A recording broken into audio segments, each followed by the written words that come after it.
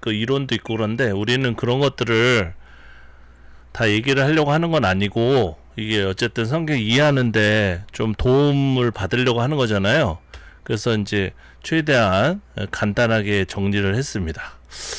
일단은 우리 그 성교사님이 이제 써주신 이 개론, 그래서 제가 요즘 그 옛날 집합 바이블은 좀 약간 여러 가지 내용들을 얘기를 안 했어요. 많이 얘기를 안 하고 그냥 좀 캐주얼하게 일반적으로 쓴 것인데 이제 요번부터는 좀 노골적으로 우리가 스터디한 내용도 많이 반영해 가지고 좀 하려고. 욕을 먹겠지만 뭐 어차피 이제 나이도 먹어가고 뭐 앞뒤 가릴 것도 없고 저 같은 경우에는 그런데 요번 그 지금 거의 다 만들었는데 그 마감본 같은 경우는 다 썼는데 그 거기에다가 간단하지만 개론을 집어넣거든요. 비평학적 개론을 집어넣는데 일반적인 개론은 1장부터 시작해가지고 차례대로 그 순서대로 이렇게 개론을 일반적으로 하잖아요. 근데 그게 아니고 이게 그 만들어진 순서대로 적는 개론이 필요할 것 같아요. 그래서 그런 것들을 좀 작성을 하고 있는데 저는 이제 뭐 이게 큰 도움이 될까 그렇게 생각을 했는데 한번 작성하면서 뭐 친구들 목사들한테 좀 보여주니까 이게 되게 신기하다, 예, 새롭다 그러면서 도움이 많이 될 것 같다 그런 얘기를 하더라고요. 그래서 이렇게 개론을 작성하셨는데 이 개론도 사실은 어떤 기준이 있어가지고 그 기준에 맞춰서 하신 거죠. 예. 그러니까 예를 들어서 편집이 추정되는 구절을 이렇게 모아놓은 것이고, 그 다음에 그 밑에는 연구 과제로 또 본인이 메모하다시피 해가지고 해놓은 거죠. 그리고 여기도 마찬가지고, 그죠? 여기도 교리적인 측면에서 하나님의 구속 예정과 계획 그 내용이 또 몰려 있잖아요. 그 부분들을 다 뽑아가지고 이렇게 하나로 해놓으신 것이고, 뭐 바울의 사명, 뭐 사도권에 대해서도 많이 얘기하죠. 그 부분도 뭐 얘기를 이렇게 정리를 잘 하셨어요. 정리를 하셨는데 뭐 다 얘기를 할 수는 없고, 여기서 보시면 중간중간에 이제 질문 같은 것들이 있거든요. 여기 보시면 위에서부터 보면 앞뒤 문맥 그리스도의 비밀과 하나님의 계획의 흐름과 상이하다. 그리스도의 비밀에 대해서 얘기하는 그런 내용과 하나님의 계획에 대해서 얘기하는 내용이 다르다. 요런 것은 사실은 저도 잘 모르죠. 그런데 이 비밀에 대해서 얘기하는 것과 계획이라는 그 단어를 중심으로 해서 전체 소팅을 해가지고 이거를 분석을 할 필요가 있어요. 분석을 하면은 대략적으로 그게 나오거든요. 최근 저는 이제 출애굽기에서 개인 성경 공부 시간에는 또 다른 성경을 공부하는데 책 쓰는하고 달리 저 개인적인 그 경건 시간에 그 출애굽기에 보면 이제 마라의 쓴물 같은 게 나오잖아요. 거기 보면은 물에 대해서 그 부정적으로 얘기하는 본문은 거의 없거든요. 물은 좋은 건데, 그런데 이제 그 쓴물이라고 하면서 그 물을 비판하는 본문은 되게 희귀하거든요. 그래서 그런 경우에 물로 모든 단어를 찾으면 그 의미가 잘 나오지가 않아요. 되게 어려운 거예요, 어떻게 보면. 그런데 이 비밀이라든지 계획이라든지 이런 것들이 얼마나 나올지 모르겠지만 그게 다 나오면 그 본문을 예전에는 컴퓨터 없을 때는 다 손으로 써가지고 카드에다 써가지고 땅바닥에다 놓고 비슷한 것끼리 이렇게 짜집기 같은 것들 했거든요. 지금도 가끔은 그렇게 합니다. 가끔 인쇄해가지고 그 A4에다가 다 가위로 잘라가지고 3장 4절부터 6절까지 놓고 그 다음에 11절 12절 놓고 그런 식으로 막 이렇게 퍼즐 맞추기를 해가지고 그걸 순서대로 또 추려요. 추린 다음에 그걸 한 장씩 앞에서 넘기면서 그 개인적으로 주석 같은 거 쓰고 이렇게 정리하고 그렇거든요. 되게 재밌어요. 저만 재밌는지 모르겠지만 어쨌든 딴 일 같은 것들보다는 훨씬 재밌어요. 저도 가끔 이제 옛날 게임 같은 거 하는데 그런 것들만 10분만 하면 재미가 없는데 요건 성경 그 맞추기, 낱말 맞추기라기보다도 그 비평적으로 퍼즐을 맞추는 것은 굉장히 유익합니다. 그러니까 하다 보면은 몰랐던 의미도 많이 나오고 그래서. 근데 제가 기본적인 상식 제가 했었던 그 해석이나 그런 것들을 비춰서 보면은 이 비밀이나 이 하나님의 계획이 훨씬 더 폭이 넓고, 이 그리스도의 비밀이라는 것들은 좀 종말론적인 그런 배경을 가지고 있어요.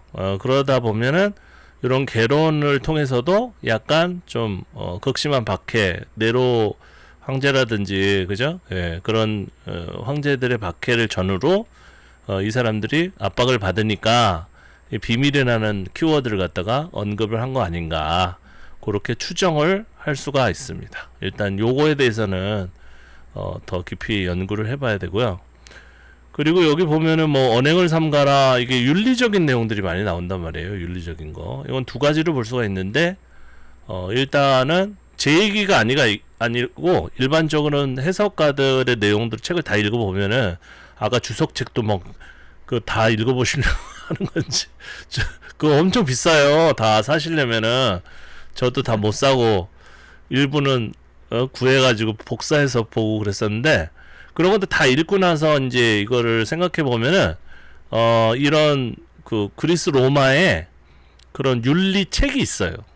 윤리록 해가지고 여자가 어떻게 해야 되냐, 뭐 종이 어떻게 해야 되냐, 이런 것들을 이렇게 써놓은 책들이 엄청나게 많거든요. 사실은 문헌이. 근데 그게 이 에베소서를 작성할 때 기본적으로 들어왔어요.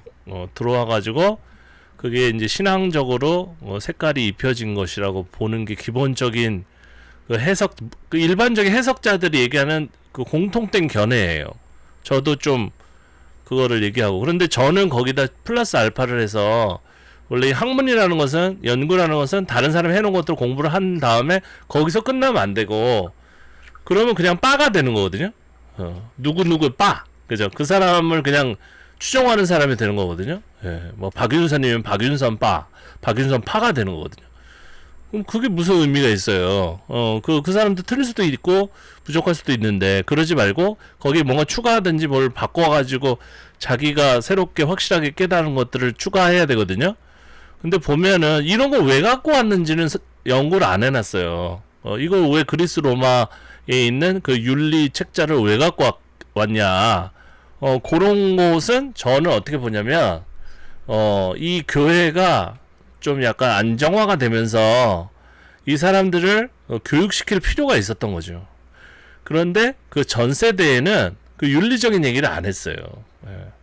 그러니까 예수님의, 그죠? 예수님과 같이 십자가 못 박힌 그 강도 얘기처럼 그냥 간단하게 사형님 믿고 그냥 믿습니다 하면 끝나는 거예요. 왜냐면 거기서 곧 죽는데 무슨 윤리적인 얘기를 할 필요가 뭐가 있어요. 근데 시대가 지나면서 교회가 안정화됐기 때문에 뭔가 이 사람들을 교육시킬 자료가 필요한 거죠. 그러니까 이제 자기네들 주변에서 항상 손쉽게 봤던 것들을 끌어들여가지고 이렇게 제시한 겁니다. 그럼 왜 유대 율법이 있는데 왜 그리스 로마 거를 갖고 왔냐? 과정에서 우리가 많이 봐왔지만 그 유태인들하고 그 다음에 이방인들이 척을 져가지고 싸운 기간이 길었단 말이에요. 그들의 율법을 막 그냥 강력하게 무시하고 율법이 율자만 얘기해도 그리스도의 사랑에서 은혜에서 떨어진 사람을 얘기했는데 그걸 또 갖고 올 수는 없잖아요. 그런데 아이러니하게 그리스 로마의 윤리책자를 갖고 와가지고 그거를 이제 신앙적인 면모를 갖다 입혀 놓으니까 또 이제 화해 무드가 생긴 거죠. 화해 무드. 왜냐면은 박해를 받고 많은 세월이 지나니까 교회 안에는 그냥 뭐 유대인도 있고 외국인도 있고 막 섞여버린 거예요, 그냥. 그러다 보니까 그 시점에서는 그 세 번째 시점이죠.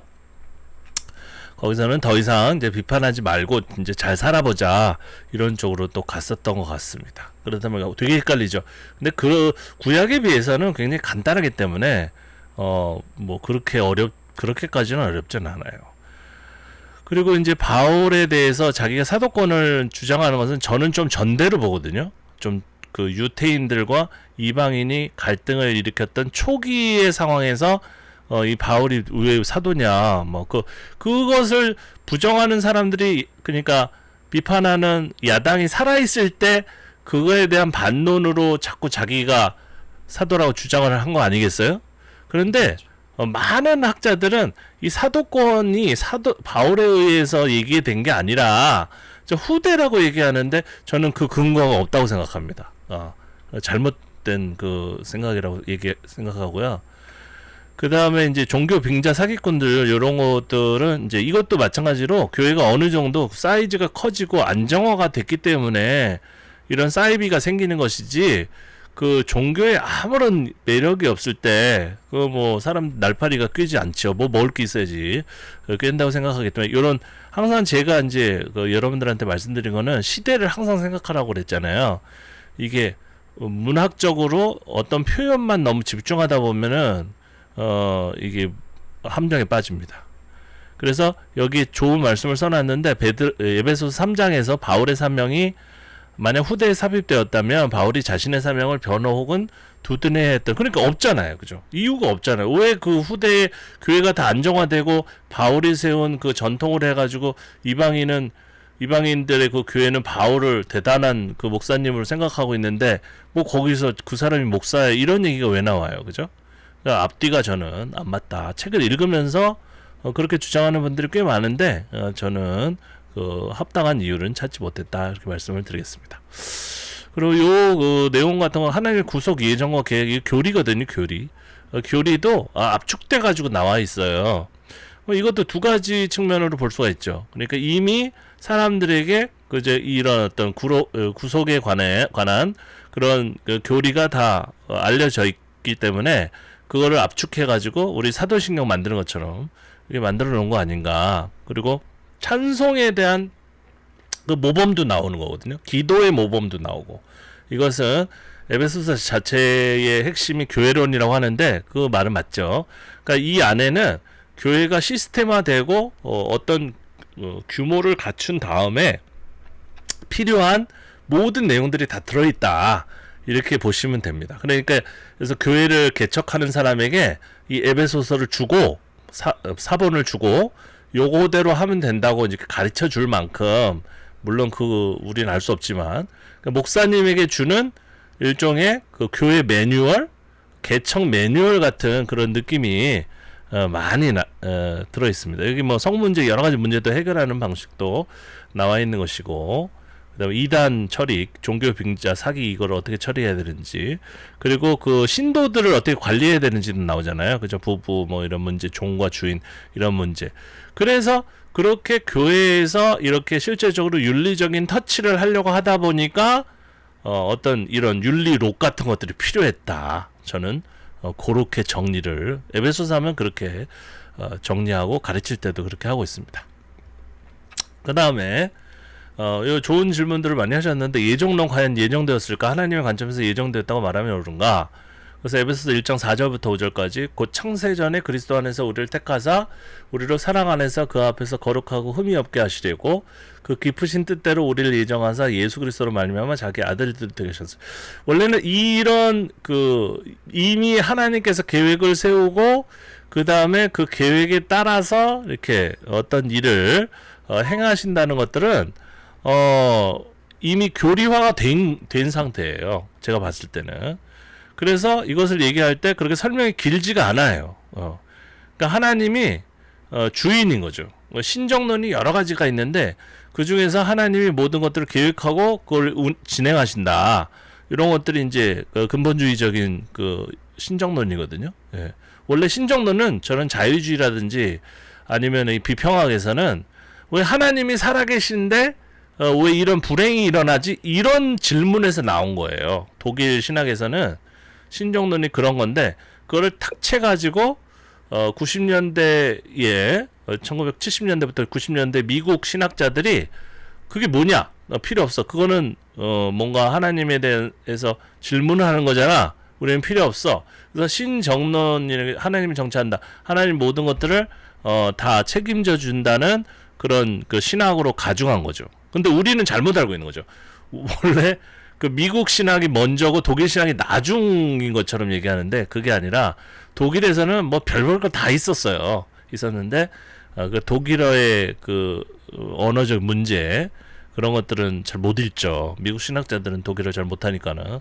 진짜 뭐 구약학이나 이런 하는 분들은 다 공부를 하시지만은 그러니까 뭐 이게 앞뒤가 바뀐 거죠. 우리도 지금 축자 영감설이나 문자주의적인 이런 것들이 오래된 거라고 생각하잖아요. 교회 안에 있으면 그렇게 배우잖아요. 근데 그게 뭐 얼마 안 됐단 말이에요. 그게 새로 나온 거란 말이에요, 사실은. 그 보수적이고 극우파적인 그런 그 것들이 오래된 게 아니에요. 예를 들어서 뭐 정치 얘기해서 그렇지만은 최근에 이제 정치책 썼는데 이게 나오면 어떻게 될지 모르겠네, 나는. 내 운명은. 근데 그거다 박정희 뭐 얘기도 써놓고 그랬는데, 아니, 어느 날 갑자기 뭐 자다가 이거 써야 되겠다 그런 생각이 딱 들어가지고 이틀을 거의 잠을 안 잤어요. 그 막 그냥 막 썼어 막. 그런데 괜찮은 책이 나왔어요. 한 160페이지 그냥 미친 듯이 썼어요. 뭐 뭔가 신들린 사람처럼. 와이프가 졸업 논문 다 썼는데 뭐 하냐고 그러더라고. 그래서 마가복음 그 해석서를 쓰다가 갑자기 그걸 썼어요. 그걸 먼저 출판하겠어요. 하게 됐어요. 근데 저기 출판사에서 그 자기한테 넘기라고 하는데 출판사에 넘기면은 그 하여간 금방 절판되고, 그럼 또 그거 제가 쓴 책인데 또 해달라고 하고 막 좀 귀찮더라고요. 근데 그 교보문고에서 무료로 그 출판하면 책 자체 퀄리티는 좀 떨어져요. 이렇게 제가 벌써 받아봤는데 이렇게 정식으로 출판사에서 한 것만큼 디자인이 좋진 않거든요. 그런데 저희 딸한테 좀 맡기고 그 조판하는 거 좀 해달라고 하고 그래 했는데, 예, 조금 떨어지지만 이거는 뭐냐면은 계속 내가 마음대로 계속 저기 그 주문해가지고 인쇄해서 사람들한테 권할 수가 있잖아요. 그죠? 이거는 전에 집밥바이블 같은 경우에는 제가 한 60권 받았는데 없어요. 누굴 주려고 해도 없어 책이. 근데 하여간 답답하더라고요. 전자책도 제 마음대로 못 내고, 그죠? 그래가지고 했는데 뭔 얘기를 하다 그랬어. 근데 어쨌든 이 그 정치 얘기하려고 그러다 그랬구나. 그 이승만이라는 그 분이 사실은 뭐 국부 뭐 예를 우리나라를 뭐 시작한 사람 이렇게 얘기하는 게 얼마 안 됐어요, 사실은. 근데 어린 학생들은 그게 원래 옛날부터 있었던 걸로 잘못 생각하잖아요, 그죠? 예. 옛날에 다 김구 선생이 얘기하고 그 다음에 상해 임시정부 얘기하고 거기서부터 대한민국이 시작됐다고 다 그렇게 생각했는데, 갑자기 치고 들어온 돌이 그게 원래 원조다 뭐 이런 식으로 사람들한테 세뇌시키면은, 그러니까 지금 장로교를 기반으로 한 이 보수주의들은 다 그 교인들이 무지하게 만들어 놓은 거예요. 왜냐면 자기네 주장을 하기 위해서. 저도 그렇게 세뇌를 당했던 사람인데, 워낙 책을 좋아하니까 이제 외국에 나가서 이 책 저 책 그냥 한번 다 읽어보자. 마귀 사탄의 책이라도 읽어보고 비평책도 읽어보고 다 읽어보니까 이게 사실이 아닌 거예요. 제가 알던 사실이. 그랬을 때 그 허망함. 그래서 요것도 사실은 그 예수 그리스도를 말미암아 하나님께서 이거 책 택정하셨다는 것은 사실은 그 초기 기독교가 가지고 있었던 기본적인 교리예요. 박해 상황에서, 그리고 종말론적인 상황에서 나온 교리입니다. 왜냐하면은 아주 짧아요. 일단 하나의 신자가 믿습니다. 믿고 곧 죽죠. 박해를 받아 죽잖아요. 그럼 죽으면 어떻게 될 건가? 그죠? 그런 관심이 생기죠. 그러면 부활할 것이다. 부활해서 승천할 것이다. 요런 그 시스템이 굉장히 짧은 시간에 이루어진단 말이에요. 그래서 이 예정은 아무런 문제가 안 돼요. 그래서 어제 믿었던 사람이 오늘 죽었어요. 그러면은 묻는 거죠. 이 사람이 어떻게 됩니까? 천국 간다. 그러면은 왜 이렇게 빨리 죽었을까요? 이 전체를 하나님께서 디자인했다. 그러니까 너무 실망하지 마라. 이런 식으로 얘기를 한다든지 그렇게 하는데, 이게 평안한 시대로 오면은 문제가 많이 돼요. 문제가. 왜냐하면은 어느 세월이 어느 정도 지난 다음에 어떤 사람이 큰 불행을 겪어요. 그러고 또 지나서 또 불행을 겪어요. 이런 것들이 반복되면은 하나님이 나를 고통스럽게 하려고 작정했나? 그죠? 이렇게 할 겨를이 생긴단 말이에요. 깊이 사고할 겨를이 생긴단 말이에요. 그죠? 욥기가 그런 겁니다. 욥기가 자꾸 그런 어떤 딜레마에 빠져가지고, 전도서가 그렇죠. 그러니까 질문하기 시작하면 골치 아파지는 게 예정론이에요. 이 예정론은 그냥 그 예정론에 왜 하셨지? 왜 예정을 하셨지? 왜 이렇게 만드셨지? 이런 어떤 질문할 겨를이 없이 그 주체가 빨리 죽어버리면 그냥 아주 간단한 건데 죽지 않고 죽을 뻔하다가 또 살아난 사람이 질문하게 되는 거예요. 그래서 세월호 사건에서 그 죽은 아이들은 얘기가 없잖아요. 응? 그런데 거기에서 겨우겨우 살아난 사람은 계속 질문하게 돼 있는 거죠. 왜 하나님이 저렇게 하셨지? 네. 왜 하나님 저 아이들을 왜 데려가셨지? 막 고통스러워하는 거예요. 그것 때문에. 그런데 문제는 뭐냐면 이 짧은 시간에 어떤 그 문제가 끝나는 사람들을 위해서 만들어진 교리가 지금 긴 텀을 가지고 생활을 해야 되는 사람들에게 주어졌다는 거예요.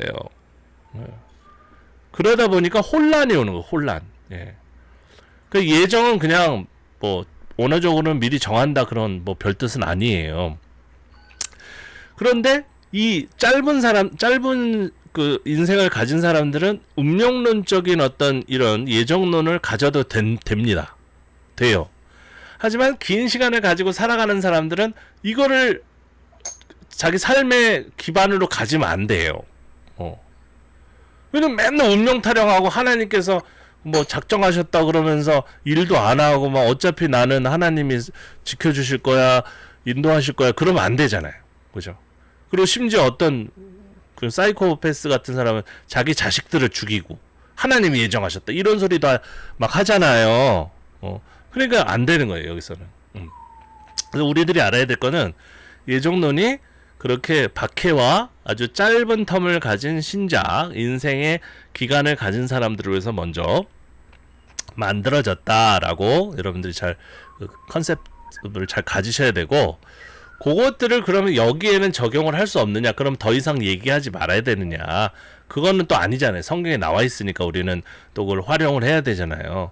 그래서 이 우리가 평안한 삶에서 예정론을 적용할 때는 제가 여기 써놨는데 운명론적인 예정론을 하지 말고 그리스도 안에서라고 이제 성경 말씀에도 여기 써 있잖아요. 그런 것처럼 은혜에 기반해서 구원 경륜, 그러니까 우리의 전체 whole life, 우리의 전체 삶의 그 각도에서 우리는 지금은 모르지만 하나님이 그 전체를 디자인하시고 있다는 것을 신앙 고백하는 차원에서는 이 예정론을 얘기할 수가 있습니다. 아시겠죠? 그러니까 다시 한번 얘기하면은 어떤 사람이 사고가 나서 죽었어요. 그럼 거기다가 대놓고 하나님이 예정하신 거야, 이렇게 얘기하면 안 된다는 거예요. 이게 그 운명론적인 거란 말이에요. 그런 쌍놈이란 말이에요. 그렇게 얘기하면 안 된단 말이에요. 그 옛날에 박해받을 때는 너도 나도 다 죽으니까 뭐 그렇게 얘기해도 뭐 될지 모르지만 지금 그러면 안 된다는 거죠. 그죠? 그 우리는 이 상황에서 운명론을 어떻게, 예정론을 어떻게 다뤄야 되냐면 우린 모른다. 하지만 이 예정론 하나님에게 속해 있고 우리는 끝까지 어떻게 될지 모르지만은 하나님께서 우리를 선한 길로 인도하실 것을 믿는다. 이런 차원에서 끝내야 되는 거예요. 네. 이 정도로 정리를 하시면 되겠습니다. 이것도 제가 글을 써놓은 게 있는데 그렇고요. 그 다음에 유대 기독교인은 이방인 신자들과 구분하려고 하는데 바울은 왜 이방인과 유대 기독교인은 하나됨을 말하는지. 요게 이제 시대가 많이 지났다는 거죠. 이게 이미 처음에는, 자 우리 잘 생각해 봅시다. 베드로 목사님이 목회하시는 예루살렘 교회에 그게 주축이었죠. 유대인 그 기독교인들이 주축이었어요. 그래서 굴로 들어온 돌인 바울이 거기 딱 왔을 때도 포용할 정도로 이 베드로 목사님은 넉넉한 분이었단 말이에요. 이렇게 받아들였단 말이에요. 그러니까 이 베드로 목사님이 받아줬는데 이 바울을 어떻게 했습니까? 네. 자기가 뭔가 주도권을 잡으려고 부단히 노력하다가 한번 융합도 돼보려고 또 잘 보이기도 했다가 안 되니까 쌍욕을 한 놈이잖아요. 베드로 막 비판하면서, 그러면서 베드로 목사님하고 더불어서 유태인들 유태 율법들을 깡그리 무시했었단 말이에요. 그러고 나가서 나는 이제 안 되니까는 이방인들 대상으로 해야지. 이방인 선교를 위해서 자기가 부름을 받았다고 하면서 또 나간 놈이란 말이에요. 그리고 또 그 선교원 보면 기가 막히게 거둔 사람이 이 사람이. 그 빌립보 같은 교회가 많이 줬잖아요. 그러니까 기쁘다. 돈 주니까. 그죠? 자주 가고 그 교회도 자주 방문하고 그랬던 사람이라면 이 사람의 인격에 대해서는 제가 뭐 훌륭한 면도 있으니까 하지 뭐 순교당한 사람인데 뭔가 훌륭하죠. 그렇게 보면은. 근데 이제 그렇게 갈등의 시절이 있었는데 얘가 이제 시절이 지나면서 1세대 사람들이 다 죽잖아요. 예? 죽고 그 다음에 남아있는 사람들은 그죠? 유태인들은 정말 원래 자기 유태교 쪽으로 돌아간 사람을 제외하고는 기독교인들이 남았단 말이에요. 응? 근데 이 사람들이 남은 사람들이 좋은 사람들이에요. 베드로가 이방인을 차별하지 말라는 것들을 계승했어요. 계승해가지고 이방인의 교회와 융합되기가 참 좋았던 겁니다. 그러니까 그런 공동체가 3세대 공동체예요. 예. 2세대 공동체는 붕괴됐고 1세대는 디아스포라라고 막 뿔뿔이 흩어졌고 2세대는 완전 박해받았고 3세대는 안정권에 들어갔는데 거긴 유태인들도 있고 거기 이방인들도 있고 그래. 물론 같이 앉았다는 건 아니겠죠. 유태인들이 어떤 사람인데 그죠? 하지만 이 사람들이 이제 듣는 설교에서는 더 이상 이방인은 죽일 놈이라는 얘기를 안 하게 된 거죠, 이제. 그죠? 그래서 성령 안에서 우리는 하나니까, 예? 세례도 같이 예식도 한단 말이에요. 이제 교회가 정상화가 돼가지고 규정을 잘 지키고 세례식도 하고 이렇게 한다는 거잖아요. 그러니까 우리가 더 이상 싸우지 말고 하자 이런 식의 이런 융합이 나타나는 건데 저는 이것이 바울의 얘기라고 보지는 않습니다. 왜냐면 이 질문에 대한 해답이에요. 바울은 사실은 끝까지 유태인에 대해서 억하심정을 가지고 있었고 자기를 안 받아줬기 때문에 물론 그 유태인들 기독교인들이 심한 박해를 자기와 똑같이 받은 자기네 이방인들 기독교인하고 같이 받는 걸 보면서 사실은 조금 마음이 동했을지도 모르지만은 이 지금 에베소서의 시점까지 오기에는 시간이 너무 짧았어요. 그것도 순교했기 때문에 여기까지는 오지 않았을 거다. 그래서 이 글이 바울의 글 같지는 않다.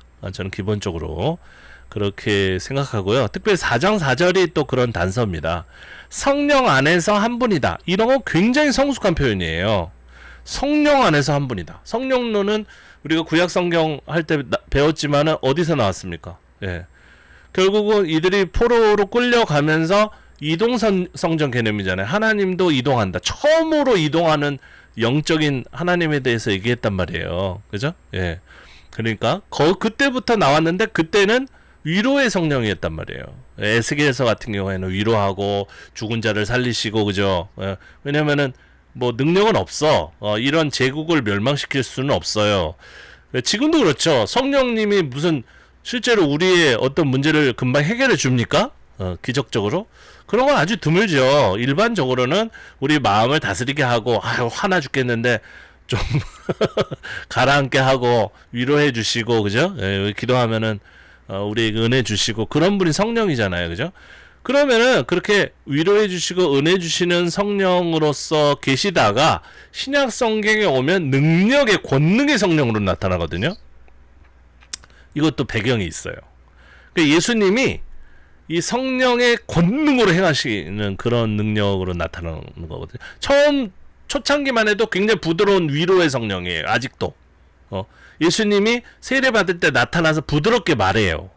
하지만 어느 시점이 지나면 이 성령이 칼을 휘두르고 주먹을 휘두릅니다. 막 마귀를 때려잡아요. 그죠? 그것도 이제 제국의 억압 때문에 그거에 대응하는 개념으로 그렇게 성령이 무서운 성령, 심판의 성령, 막 그 마귀를 갖다 때려잡는 성령으로 나타난 거거든요. 그런데 그 시기를 또 지난 거예요. 이거는 이미. 예. 그래서 최종적으로 성숙한 성령의 성령론, 성령의 개념이 나타난 겁니다.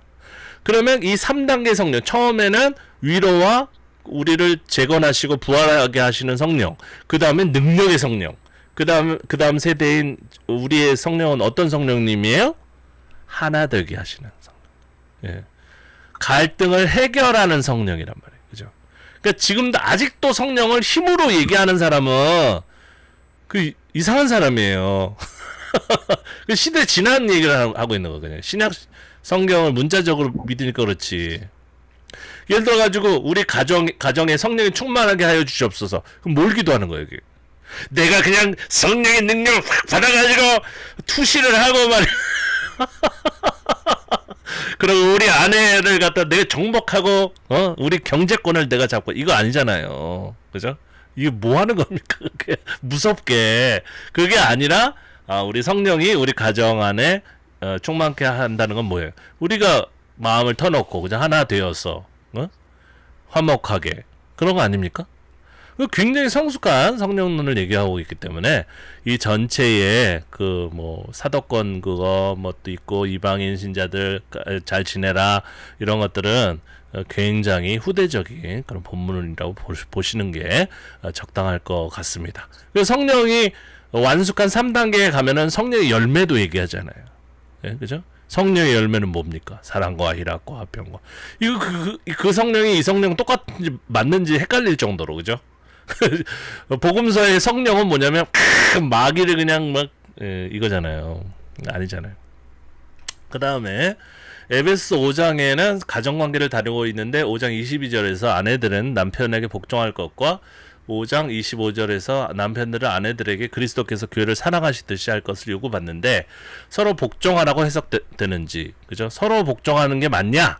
아니면 아내들이 남편들에게 복종하는 게 맞냐? 요것도 여러 편집자들의 얘기가 들어갔다고 보면 됩니다. 그러니까 서로 이게 모순되는 얘기가 나오면 좀 편집을 의심하면은 거의 비슷합니다. 복종도 뭐 이런 군사 용어였다. 이거 아무 쓸데없는 정보예요, 사실은. 어떤 목사님은 복종하라 군사 용어니까 자기 말에 복종하라. 자기 말에 복종하래. 그래가지고 저기 뭔 소리를 하는 거야? 특검해, 특검. 네. 그래가지고 내 기가 막혔는데 그 얘기가 아니라 이게 군사 용어라는 정보를 알 필요가 없는 거예요. 이게 사실은 지금 한국어로 생각해 보세요. 뭐 복종하라, 순종하라 이게 뭐 군대에서만 씁니까? 그건 아니잖아요. 여기 보면 아리스토텔레스의 정치학이라는 책이 있는데 거기 보면 남성은 여성보다 우월하며 지배자는 피지배자보다 더 높은 이성을 가진다. 이게 이제 제국주의적인 초기 제국주의에서 나타나는 윤리관이거든요. 예. 지배자와 피지배자의 개념을 가정에도 적용시키는 거예요. 적용. 예전에 그 박정희 대통령이 우리 한국 대통령일 때 그분이 자기 아내에게 하는 그런 포맷이 그런 형태가 모든 한국 가정에 똑같이 적용됐잖아요. 네. 내가 남자인데 이거잖아요. 경상도 그죠? 똑같이 되잖아요. 그런 것처럼 이 정치인 아리스토텔레스의 어떤 정치인의 선생님인 이런 분의 어떤 정치학의 이런 얘기가 나왔다는 것은 그때 그리스 로마 시대에 이런 똑같은 개념을 가지고 있었고 이게 일반적인 상황이었다. 지금은 틀리지만 그때는 맞았다. 그러니까 그게 그대로 들어간 거라 그렇게 볼 수가 있습니다. 그리고 스토아 철학자들 뭐 이런 사람들 세네카 같은 사람은 윤리서한 이런 책인데 복종은 이성과 질서에 대한 수능이다. 그러니까 그 시절에는 이게 진리였던 거예요. 예. 그래서 너가 이 국가나 정치인한테 그죠? 위정자한테 복종해야지. 그죠? 이거 옳다, 그게. 예? 그러니까 너의 이성과, 그죠? 질서, 이런 것들을 중시한다면, 네가 이걸 지켜야 된다, 이런 거죠. 지금 그 70년대 살았던 할아버지들도 똑같은 얘기 하잖아요. 그죠? 예. 이 나라의 법이, 기강이, 뭐 어쩌고저쩌고, 그죠? 그게 없으니까 그냥 엉망진창이라고 막 그러잖아요. 그죠? 윤리서한이라는 책에 보면 자신의 분수를 알고 이성에 복종하는 사람은 자유롭다 이렇게 돼 있죠. 자유가 중요한 게 아니라 복종하라는 거죠. 복종하는 어떤 그 설득하는 글로서 나타나는 거고. 플루타르코스의 도덕론점이라는 책이 있는데 여기도 보면 아내에게 주는 충고 이런 내용이 나오는데 뭐 시간상으로 다 볼 수는 없고 이런 그 영향권 안에서 이 에베소서의 내용이 좀 공명됐다 이렇게 보시면 됩니다. 그러니까 이게 얼핏 보면은 유대교 율법에서 왔나? 이렇게 생각할 수 있는데 오히려 유대교의 율법은 이런 아내들 뭐 복종하라 이런 얘기가 없어요. 한번 여러분들 찾아보세요. 네. 오히려 유태인들의 기본적인 사상은 남자와 여자의 기능이 다릅니다. 다르고 더 옛날로 가면은 족장 시대까지 가면은 여자가 훨씬 지위가 높아요. 거기서부터 나온 게 유태교이기 때문에 유태교 사람들은 어떻게 보면은 조금 약간 합리적이에요. 많이 유태교의 어떤 그 탈문드도 그렇지만 굉장히 그 실질적이고 합리적이에요. 그래서 누가 누구를 굴종시키고 복종시키다 보면은 이 가정이 잘 나갈 수가 없어요. 권위적인 것보다는 협력적이고 교육적인 측면이 많은 게, 저는 유태교를 뭐 이렇게 칭찬하는 건 아니지만 색깔이 이 에베소서 5장에 나와 있는 이런 내용과는 다르다. 그래서 이거는 유대교의 율법을, 그러니까 중간 기간에 긴 시간 동안에 율법을 무시했던 기간이 있기 때문에 이게 여기에 잔존했을 가능성도 별로 없다. 그래서 이건 그리스 로마의 영향이라고 보시면 됩니다. 자, 이 정도로 하고 제가 그 마가복음에다가도 쓰고 있는 건데 이 비평적 개요를 한번 짜봤어요. 이게 워낙 이건 상식적인 건데 해가지고 책에는 집어넣지 않았는데 오히려 집어넣어야 되겠더라고요. 왜냐면 나만 아는 거지, 나만 안다고 다른 사람 모르는데, 여태까지 저희 스터디 할 때도 한 번도 얘기한 적도 없잖아요. 그죠? 그럼 뭐 알겠지 뭐 이런 식으로 대충 넘어갔는데 다른 그 스터디 이제 공부 이제 하다 보니까 이런 것들이 좀 필요하다 이제 생각해가지고 이제 좀 소개를 하도록 하겠습니다. 지금 에베소서를 이제 장절별로 나눠놨는데 순서가 많이 이제 좀 헷갈리죠. 이 중에서 가정 규범이, 이건 제 주장은 아니고요. 모든 그 신학자들의 주장을 다 이제 종합해서 써놓은 겁니다. 제가 일단은 제가 좀 반박할 부분이 있기 때문에 이거 독일어고요. 가정 규범이 가장 초기에 들어왔다고 생각합니다. 그래서 로마 시대, 그리스의 시대에 가정 윤리가 교회 내로 들어왔다. 요 부분이라고 생각하고요. 그리고 디다케라든지 이제 다른 교훈 집들이 있어요. 그러니까 이 교회 집단이 여러 교훈들이 필요한데 유태교 율법을 일단 치워놓은 상태니까 신약 성경도 없고, 그죠? 그럼 뭔가 필요하잖아요, 자료가. 그래서 자료 중요하죠. 자료를 이렇게 모으는 거죠, 그죠? 그러다 보니까 이런 가정 규범이라든지 교훈 목록 같은 것들이 많이 들어왔다 이렇게 보고 있는 거고요.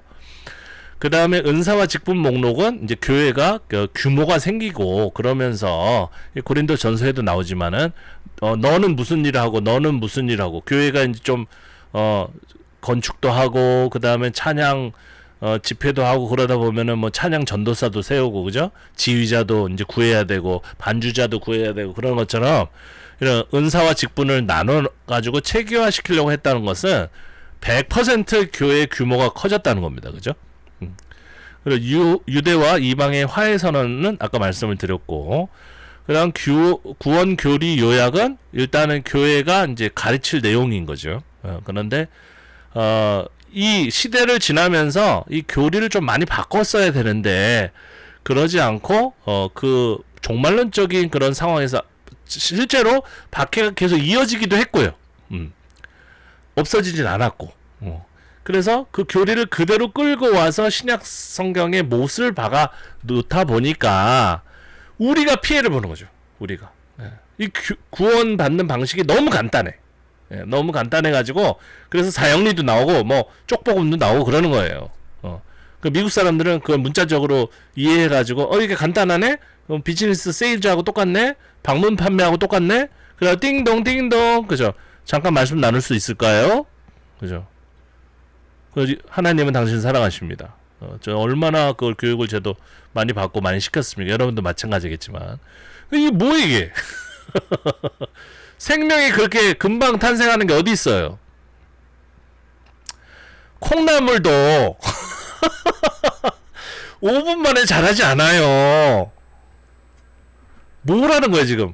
근데 그거는 이제 죽기 직전에 위기에 있었던 사람들을 위해서 만들어 놓은 거란 말이에요. 근데 그것을 이 초기 교회가 이제 규모가 어느 정도 생겼으면은 윤리까지 또 끌어들였잖아요. 교육을 하려고 했단 말이에요. 그런데 왜 이 교리는 확장시키지 않았나? 그건 모르겠어요, 저는. 그거는 워낙 그 선배들이 이게 굉장히 중요하다. 이걸 놓치면 안 된다. 그리고 주변에 이제 사이비 이단 이런 것들이 많았기 때문에 그들을 수호하기 위해서 아주 압축적으로 만들어 놓은 것 같아요. 예. 그랬던 것 같습니다. 제가 봤을 때는. 그러니까 이거를 너무 수호를 하다 보니까 이게 시대가 지났는데 맞지가 않아요. 지금 우리 시대에는 맞지가 않습니다. 믿기만 하면 구원받는다. 그게 성경에 나와 있지만 그거를 비평적으로 잘 소개를 해야지, 설명도 길게 하고 해야지, 그걸 그대로 소개하면 큰일 납니다. 그래? 믿기만 하면 다 되는 거야? 그러면 어떤 사람이 생깁니까? 나는 죽기 전까지 내가 하고 싶은 대로 마음대로 살다가 그때 죽기 전에 올게. 이런 사람 있어요, 없어요? 있잖아요. 그럼 그 사람이 막 엉망진창으로 막 욕심 부리면서 사기치면서 살다가 교회 와도 구원 받는다고 할 수밖에 없잖아요. 이것의 맹점인 것입니다. 어쨌든 간에 이 좀 성숙한, 좀 규모화가 되고 있는 이 교회, 안정화가 되고 있는 교회에 요게 있었다. 그리고 사명선언과 신비계시는 저는 반대하지만 요걸 뒤쪽에 갖다 놨어요. 후기. 왜냐면은 요게 묵시적인 언어하고 섞여 있거든요. 그래서 바울의 사도성을 강조하는 그 개념을 같이 후대로 보는 거죠. 근데 저는 아니라고 생각합니다. 바울 얘기를 여기서 오해할 필요가 뭐가 있어요. 이미 교회는 다 이제 정리가 됐는데, 감사기도문, 그 다음에 찬송 어떻게 해야 되는지 이런 송영 이런 것들, 이거는 그냥 찬송가 가사라고 보면 됩니다. 이런 것들이 이제 교회가 이제 안정화되면서 이제 된 거고, 그 다음에 이제 영적 전투 권면이라는 게 있어요. 여기 보면은 요거는 아마 이 교회가 좀 안정화 되려고 했을 때 또 박해가 있었거든요. 박해는 계속 주어지는 것이니까 그때에 옛날에 있었던 묵시 문학을 다시 끌어들인 건 아닌가. 그러면서 옛날에 바울의 사도성 강조도 같이 묻어온 것은 아닌가. 그렇게 추정을 하고 있습니다. 그래서 세부적으로 잠깐 살펴보면 이 가정 규범은 복종하라. 아내들이여 남편 말을 들어라. 그죠? 그래서 요거를 설교를 그대로 하면 안 되는 거죠. 누가 이 말을 듣고 교회에 처음 왔던 여자가 여성들이 이 말을 듣고 버틸 수가 있습니까? 이거 뭐야? 교회 안 그래도 여자들이 많은데. 그러니까 그 교회 안 나가죠. 이게 뭐예요 이게? 이거를 잘 비평해서 우리가 왜 비평을 왜 배운다고 그랬어요? 이거를 잘 설명해서 해줘야 되는 건데, 이거는 그때의 로마 시대의 그 배경을 가지고 있다. 지금 이거를 그냥 문자적으로 해석하면 안 됩니다. 근데 이 설교를 못 하잖아요, 지금. 우리 교회 강단에서는. 이게 너무 근본주의가 득세하고 있기 때문에 이걸 비평적으로 편집됐다고 얘기를 못 하잖아요, 저희들이. 그게 문제인 겁니다. 그거 같이 망해가는 거죠, 그죠? 한번 왔다가 그냥 내빼는 사람들을 보면서도 그 교리를 붙들고 있어야 되기 때문에 그 성경 해석 옛날 방법을 붙들어야 되기 때문에 그 죽은 그 옛날 방식을 그래가지고 그냥 보내고 있는 거죠. 갈 테면 가라, 지옥 가라, 이런 저주나면서 그냥 보내고 있는 겁니다. 7절에 보면 기쁜 마음으로 섬기기를 주께 하듯 하고 사람들에게 하듯 하지 말라. 이는 각 사람이 무슨 선을 행하든지 종이나 자유인이나 주께로부터 그대로 받을 줄 알미라. 요게 오히려 현대적인 목소리죠. 그죠? 그러니까 이 사람들도 여러 명이 편집을 하면서 그 당시대에 유행하는 것들을 갖다가 붙여놓은 사람이 있는가 하면은 합리적으로 생각한 거예요. 합리적으로. 뭐 그러면 아내는 무조건 남편 말을 들어야 돼. 그러다 보니까 서로 사랑하라 라는 내용도 들어가고, 그 다음에 우리 어떤 사람이든지 그 신분에 상관없이 하나님 앞에는 동등한 존재다. 그럼 왜 현대를 사는 사람이 그때 그냥 수천 년 전에 그 고루고루한 유교도 아니고 그걸 왜 설교를 하고 있냔 말이에요. 어떤 목사님도 이걸 문자대로 그대로 설교하면서 아내들이여 따라하세요. 남편에게 복종하라. 목소리도 꼭 이래. 너나 해라, 너나. 그런데 예전에 어떤 목사님이 그런 설교를 했는데 알고 봤더니 그 목사님이 집에서 공처가요, 공처가. 아내 말을 다 듣고 사는 바보 같은 사람이에요. 왜 그렇게 설교를 해? 자기가 집에서 못하니까 그냥 그 설교 강단에서 한번 으쌰으쌰 해보려고 그랬는지 참 기가 막힙니다.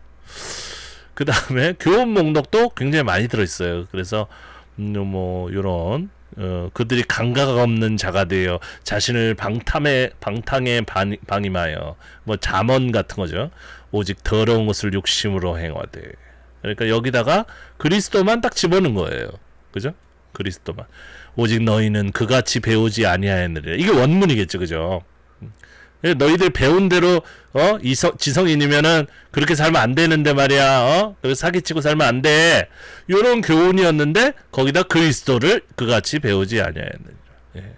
요런 걸 집어넣어. 어떻게 맞지가 않아요, 사실. 그리스도께서 뭐 욕심으로 행하지 말라는 말씀을 하셨습니까? 그것도 없잖아요.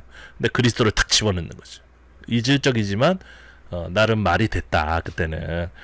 그리고 22절에 보면 유혹의 욕심을 따라 썩어져가는 구습을 따른 옛사람을, 이게 사실은 성경 이외에도 나오는 내용인데 이게 성경이 처음이라고 얘기하는 건 참 기가 막히죠. 그죠? 그래서 너희들은 심령이 새롭게 돼요. 그러니까 종교가 없는 사람들도 이게 나쁜 사람과 착한 사람을 기본적으로 알고 있다는 거예요. 알고 있다고. 그러니까 그런 사람들한테 그냥 아무렇게나 살아도 구원받는다 그런 얘기를 하면 되겠어요? 아니잖아요. 심지어는 18절에 굉장히 그 하이 클래스들이 얘기하는 거죠. 술 취하지 말라. 술도 적당히 먹으라는 거예요. 교회 안 다니는 사람이 쓴 글이란 말이에요. 근데 거기다가 교회는 플러스 알파 성령으로 충만함을 받아라. 이게 무슨 내용입니까? 3세대의 성령은 화목이란 말이에요. 술을 너무 많이 먹는 것이 가족의 분란을 일으켜. 그래서 성령을 충만하게 받으라고 얘기한 거예요.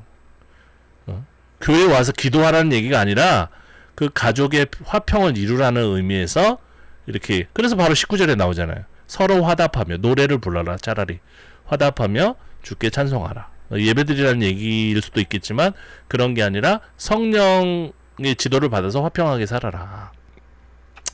은사의 직분은 뭐 여러분들 많이 아시기 때문에 이래서 뭐 믿음도 하나요, 세례도 하나요. 그리스도 안에서 그리스도를 중심으로 7절에 선물의 분량대로 은혜를 주셨기 때문에, 그죠? 11절 어떤 사람은 사도로, 어떤 사람은 선지자, 어떤 사람은 복음 전하는 자로. 그러니까 이 사도라는 거는 없어졌잖아요, 이미. 그죠? 그런데 이 글을 바울이 쓴 걸로 만들다 보니까 앞에 붙인 거다 이런 얘기도 있고요. 그래서 중요한 것은 복음 전하는 사람하고 목사와 교사만 사실은 이걸 적을 당시에 존재했던 사람이다. 그래서 봉사의 일을 하는 사람도 또 따로 보는 사람도 있지만, 그래서 교육이 많이 이루어졌다. 13절에 보면 하나님의 아들을 믿는 것과 아는 일에 하나가 돼요. 그죠? 믿기만 하면 안 된단 말이에요, 지금은. 딱 믿어가지고 뭐 5분 만에 구원받고 그런 걸로 되는 건 아니다. 좀 약간 교육을 받아야 된다. 아는 일에 하나가 되어 온전한 사람을 이루어 그리스도의 장성한 분량에 충만한 데까지 살아가자. 어린아이처럼 살지 말고. 그러면서 어느 정도 여유가 있는 거죠. 교육을 시키려고 이제 하는 겁니다. 유대와 이방인의 화해는 굉장히 놀라운 거죠. 사실 옛날에 죽을 듯이 싸웠는데, 그죠? 그래서 예수 그리스도를 못 박은 것도 유태인이라고 할 정도로 그렇게 견원지간처럼 그렇게 싸웠는데, 지금은 시대가 많이 흘렀다. 그래서 이는 그로 말미암아 우리 둘이 한 성령 안에서 아버지께로 나아감을 얻게 하려 함이라. 그죠? 혼자만 가면 안 된다는 거예요. 이제 성령은 화평의 영이기 때문에 혼자만 교회에 와가지고 기도하고 하나님 저 왔어요 이러면 성령이 역사를 안 한다는 거죠. 이제는. 예. 그걸 탁 적용하면 좋잖아요. 예. 그래서 왜 혼자 신앙생활 하십니까? 그러면 그러면 안 나오려고 그랬어요. 그러면 가정으로 돌아가십시오. 그럼 목사님 저는 목사님 설교가 좋은데요. 저 혼자만 교회 나오면 안 돼요. 여기 보세요. 성령은 화평의 영입니다. 먼저 가정을 이루십시오. 이렇게 설교하는 목사가 어디 있어요? 없지요. 자, 어쨌든 그래서 터 위에 세우심을 입은 자고 이미 어느 정도 교회가 빌드업이 돼 있고, 그래서 모퉁이돌 예수 그리스도에 대해서 이제 교육을 시키고 있는 느낌이 납니다.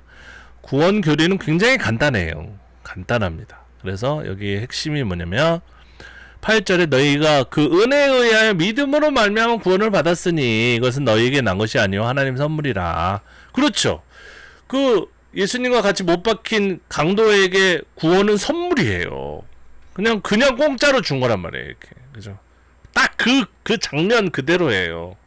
행위에서 난 것이 아니니 이는 누구든지 자랑하지 못하게 합니다. 이거 여기까지 좋단 말이에요. 이거 좋다. 그러니까 구원은 사실은 지금 우리에게 있어서는 일상을 열심히 살아가야 되는 빛과 소금의 역할을 감당해야 되는 우리에게 있어서는 고백의 차원에서는 가능하지만은 진짜로 그렇게 믿게 지도하면 안 됩니다. 그럼 큰일 납니다, 진짜. 지금 제가 너무 후회되는 게 뭐냐면 저도 중국 그 선교에 많이 동참했었는데 중국인들 다 그렇게 세뇌시켜놨어요. 장로교 선교사들이 가서 다 그렇게 해놨어요.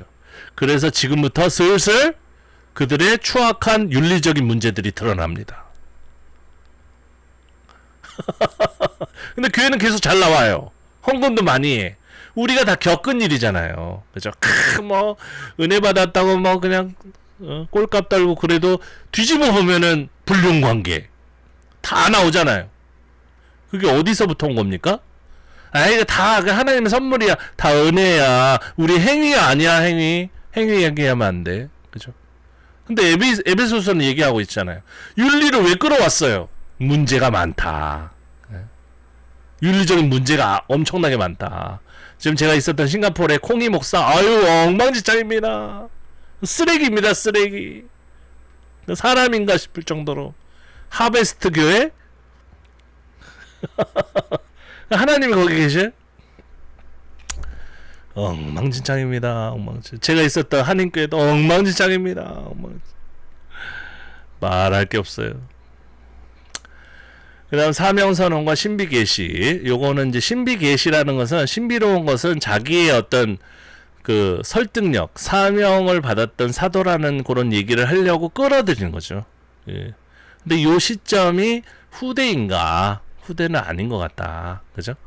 이방인 복음으로 말미암아 그리스도 예수 안에서 부름을 받았다는 얘기는 아주 옛날에 있었던 얘기예요. 아까 얘기했죠. 그러니까 그 유대 공동체로부터 떨어져 나갈 때 한 얘기예요.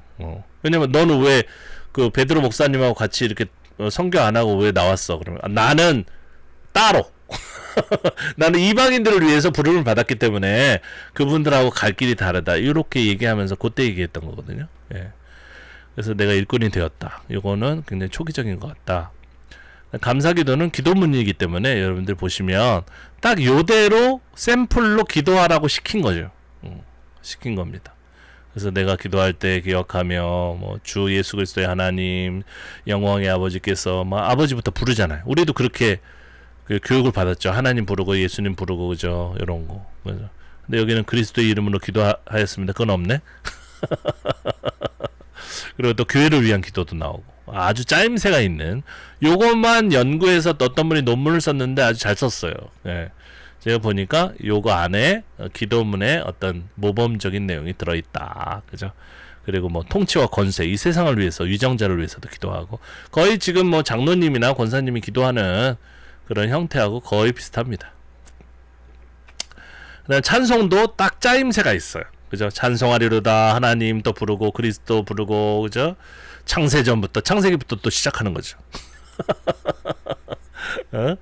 얼마나 재밌어요. 이렇게 그 비평적으로 이게 성경을 보면은 시대가 보이고 그 다음에 이제 현실하고 좀 접목이 되면서 굉장히 재밌습니다. 그 은혜를 찬송하고 하나님의 은혜다, 그죠? 은혜나 구속은 찬송할 때 많이 부르면 좋죠, 그죠? 이거를 다른 사람한테 적용하지 말고 하나님이 너를 어떻게 예정하셨어 이런 쓸데없는 소리 하지 말고 그냥 하나님의 섭리 가운데 우리의 모든 것들을 아름답게 하실 것을 예정하셨다 이런 식으로 하나님을 칭송하는 차원에서 사용하면 되죠. 그리스도 안에서 통일되게 하려 함시라. 그죠?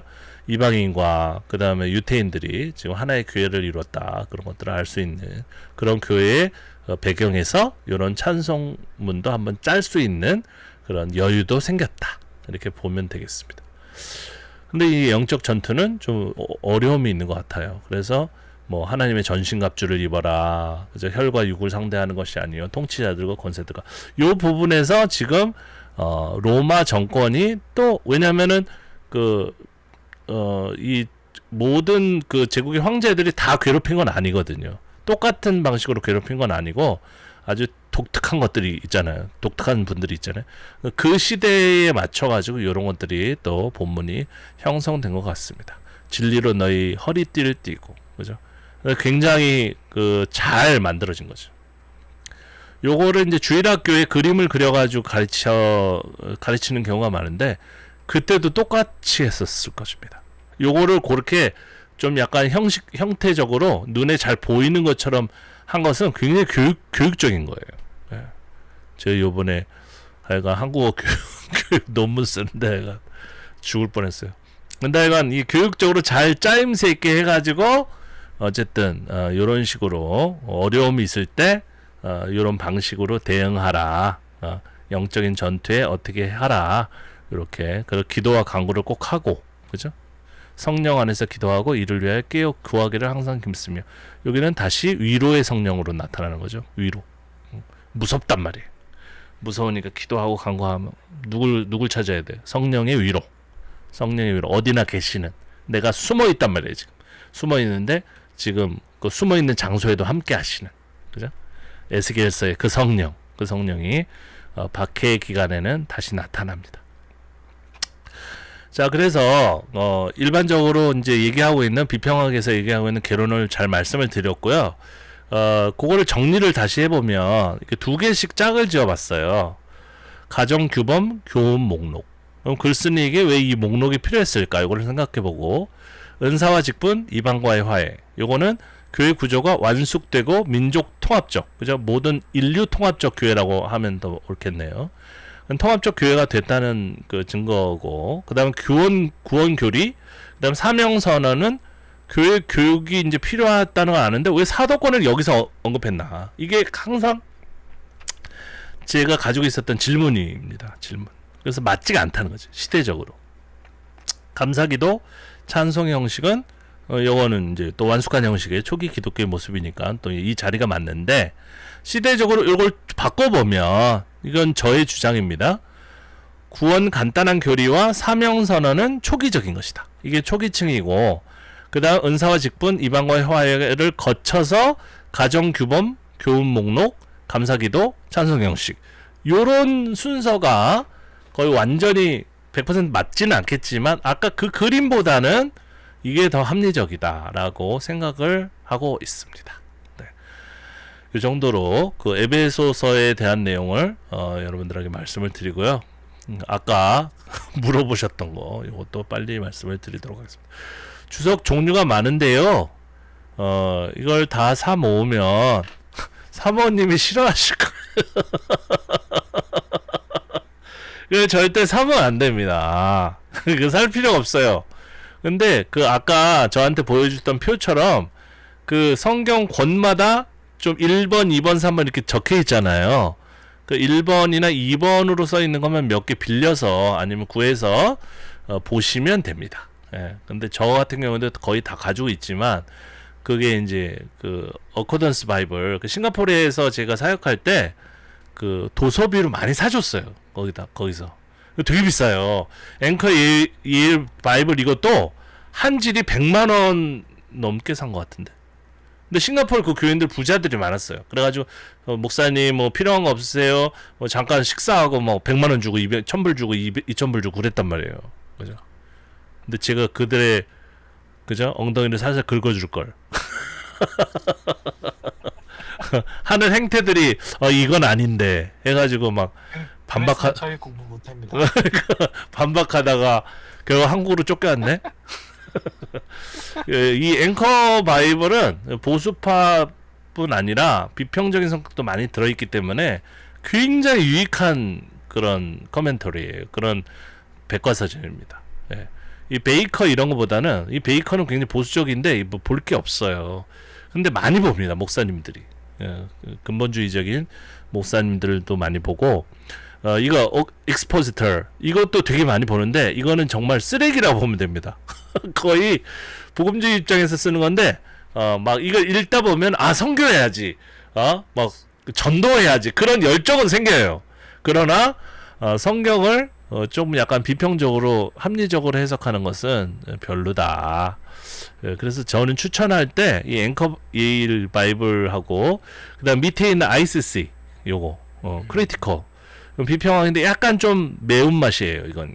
역사 비평, 본문 비평이 아주 자세하게 들어가 있기 때문에 이거는 좀 신앙 밖으로 나가는 것 같다 그런 느낌도 받을 때가 있지만 내가 이 비평을 성경을 제대로 이해하고 내 신앙을 확고하게 하는데 필요하다고 생각하는 그 심지가 있는 사람은 영어지만 잘 읽어보면 굉장히 큰 도움이 될 수가 있습니다. 아까 그 유튜브 그 저기 링크 보여주셨는데 내용이 사실은 그 유익해요. 그래서 어떤 본문이 뭐 본문 얘기도 하고 어떤 고고학적인 특성에 따라서 성경의 얘기가 좀 약간 문학적인 그 수식에 불과하다, 그 사실이 아니다 이런 쪽으로 결론을 많이 내리거든요. 좋은데 그것은 내가 그것을 유익하게 사용할 수 있때 유익한 것이지 정말로 신앙이 약한 사람이 그걸 딱 보면은 교회를 떠납니다. 잘못하면 교회가 떠날 수 있어요. 그죠? 그 똑같은 걸 목사님한테 물어본단 말이에요. 근데 목사님은 아무것도 몰라. 기도하라고 그래. 그러면은 막 밑에 있는 두 개도 거의 휴지라고 생각하시면 되고 휴지라고 생각하시면 되고 저는 그렇게 생각해요 그냥. 그 다음에 NIV는 좀 가끔 책에 따라서 달라요. NIV 같은 경우에는 그 지에서 시편 같은 경우에는 좀 볼만합니다. 거기도 비평하기 들어가 있는데 어떤 책 같은 경우에는 뭐 엉망이에요. 신약 쪽은 볼 게 거의 없다. 그죠? 이렇게 생각하시고 그 다음에 니코트 요거는 괜찮은데 이건 복음주의 학자 중심으로 깊이 있는 해석을 제공하는데 저는 요걸 어떻게 쓰냐면 저도 가지고 있는데요. 일단은 비판하기 위해서 봅니다. 일반 좀 공부 좀 했다고 하는 목사님이 이상 엉뚱한 소리를 하는 것은 다 요걸 참고해가지고 하는 거거든요. 대부분 좀 유명하신 분들이 요걸 참고를 많이 해서 설교를 하는 걸 느낄 수가 있어요. 그래서 딱 펼쳐놓고 이렇게 엉뚱한 소리를 하는구나 라고 해놓고 그 다음에 그거를 반박하기 위해서 글을 쓸 때 이번 마가복음도 좀 그런 몇 개 챕터는 그렇게 했는데 비판하는 거 그래서 크게 볼 건 없지만 동향을 알기 위해서 왜 복음주의자들이 왜 그런 소리를 하는지 그런 걸 볼 때는 이 NIV는 너무 많이 알려져가지고 사람들이 안 보고요. 이 보면은 자기 그 표절한 거 이 내용을 갖다 표절한 게 들통이 나기 때문에 근데 이게 니코트는 많이 봐요. 이거 특별히 구약성경 부분에 많이 봅니다. 밑에 거는 좀 약간 학문적으로 딱딱한 내용이 있기 때문에 참고를 잘 안 해도 좋을 것 같고요. 틴데일도 좀 옛날이에요. 옛날 내용 얘기가 됩니다. 뭐 박윤선 뭐 주석 그런 느낌이 많이 납니다. 그래서 올드는 너무 좌쪽으로 치우쳐서 그렇고 얘는 너무 옛날 얘기를 해가지고 좀 추천하지 않고요. 이거 WBC 그죠? 월드가 아니라 워드입니다. 워드 비블리컬 코멘터리 진짜 번역을 많이 해놨죠. 솔로몬이라는 출판사에서. 근데 번역이 다 틀렸어. 번역이 엉망이야. 한국어 번역이. 그래가지고 그걸 샀던 사람들이 다 그냥 쓰레기장에 버린 경우가 있거든요. 그런데 이게 지금 옛날 그 버전보다 그 어코던스의 WBC 그 전질이 있어요. 저도 샀는데 구약 성경 그것도 아마 제가 살 때 한 50만 원인가 줬었던 것 같아요. 근데 어떤 세일할 때는 막 25만 원, 30만 원 이렇게 되는데 그걸 갖다 성경 66권을 다 사놓으면 좋은 점이 뭐냐면 계속 새로운 판이 나올 때 업그레이드가 돼요. 근데 처음에 볼 때는 별 내용이 없었는데 어떤 몇몇 구약 성경 그 주석서 같은 경우에는 업데이트가 되면서 내용이 아주 좋아졌어요. 제가 보니까. 그래서 요거는 일반적으로 그 이제 신학생들한테 어떤 주석 봐야 돼요 그러면은 이거 한국어 보지 말고 그 영어로 된 거 보세요라고 이렇게 추천하는 거고 이거는 그냥 평신도들이 보면 됩니다. 이거 밑에 거 여기 써 있네 평신도들. YBOT는 평신도들이 보면은 굉장히 감동을 많이 받는다고 합니다. 미국 사람들 그 사람들이 보면은 설명이 구구절절 이렇게 나와요. 다른 주석서는 그냥 짧게 나오거든요. 그래서 전공을 안 한 사람이 보면은 이게 뭔 소리지? 뭐 큐문헌이 뭐지? 뭐 이런 거 그죠? 그 우리는 아는데 전공 안 한 사람들 모를 만한 그런 내용들이 많이 기호 이런 것도 기호도 많이 나오고 약어도 나오는데 얘는 그런 게 없어요. 얘는 구구절절 뭐 예를 들어 가지고 무슨 큐문헌이 뭐고 뭐 마가복음하고 다른 복음서를 뭐 비교했을 때 어쩌고 저쩌고 그래서 저는 요거는 어떤 때 참고하냐면은 제가 이제 평신도들 대상으로 어떤 교재나 책자를 만들 때 저는 아는데 그분들 모르는 게 있잖아요. 그럴 땐 찾아봐요. 그래서 그 설명 괜찮아. 그럼 그거를 약간 똑같이 하면 안 되니 표절이 되니까 그거를 이제 제 말로 바꿔가지고 각주 처리 같은 걸 할 때 쓰면 아주 좋은 주석입니다. 예, 그래서 뭐 WBC 그 다음에 뭐 니코트 그 다음에 앵커 이 바이블 이거는 그 뭐야 우리 평택대학교 교수님들 되게 좋아하시는 그런 주석책이고요. 그 논문 쓸 때 꼭 집어넣으라고 하시는 주석책이고 그 다음에 ICC 뭐 요 정도 보시면 다 사실 필요는 없고요. 다 사면은 너무 비싸요.